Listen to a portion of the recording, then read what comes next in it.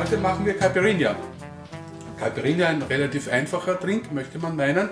Umso wichtiger sind die Zutaten, die wir verwenden. Die Hauptzutat ist Cachaça. Cachaça ist brasilianischer Zuckerrohrbrand, der hier im Nightflies in verschiedensten Altersstufen zu verkosten bereitsteht. Wir verwenden heute für die Zubereitung der Caipirinha Tempura Brasil. Die zweitwichtigste Zutat für die Caipirinha ist natürlich die Limette.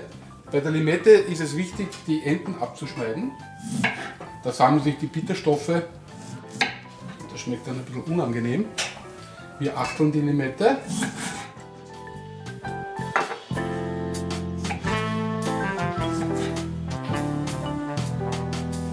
Fügen 3 Löffelchen feinen braunen Rohrzucker dazu.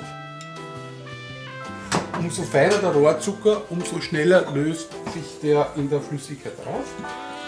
Beim Madeln der Caipirinha aufpassen, dass man die Schale der Limette nicht zerstört, damit die ätherischen Öle nicht in die Flüssigkeit kommen. Dann 6 Zellen Cachaça. Und dann rühren wir, bis sich der Zucker aufgelöst hat.